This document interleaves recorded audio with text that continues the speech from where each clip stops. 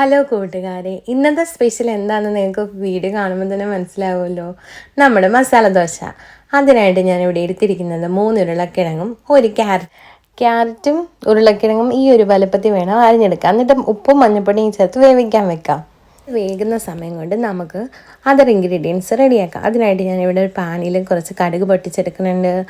എന്നിട്ട് ഉഴുന്നുകൂടി ഈ ഒരു അളവിൽ ചേർത്ത് കൊടുക്കുക. അതൊരു ബ്രൗൺ ഷെയ്ഡ് ആകുമ്പോഴത്തേക്ക് നമുക്ക് ഇഞ്ചി ചേർത്ത് കൊടുക്കാം.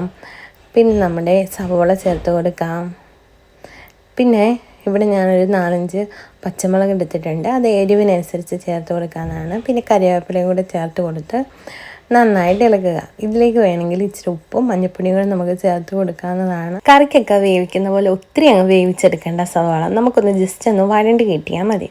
ഞാൻ ഇച്ചിരി മഞ്ഞൾപ്പൊടിയും ഉപ്പും കൂടെ ചേർത്ത് കൊടുത്തിട്ടുണ്ട്. എന്നിട്ട് നമുക്കൊന്ന് അതിനെ വേവിക്കാൻ അനുവദിക്കാം.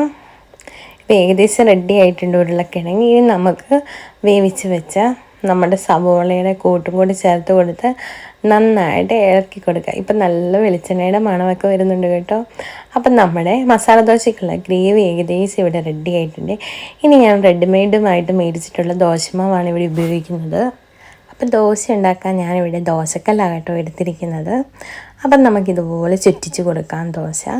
എന്നിട്ട് അതിൻ്റെ ഉള്ളിൽ വെന്ത് വരുമ്പോഴത്തേക്ക് കുറച്ച് നെയ്യ് കൂടി ചേർത്ത് കൊടുക്കാം. എന്നിട്ട് നമ്മുടെ ഗ്രേവി ഇവിടെ ഉണ്ട്, അതുകൂടെ അപ്ലൈ ചെയ്ത് കൊടുക്കാം. അപ്പം നമ്മുടെ മസാല ദോശ ഏകദേശം റെഡി ആയിട്ടുണ്ട്. നല്ല മണം വരുന്നുണ്ട് കേട്ടോ വെളിച്ചെണ്ണയുടെ. അപ്പം എല്ലാവരും ട്രൈ ചെയ്ത് നോക്കുക. Thank you for watching.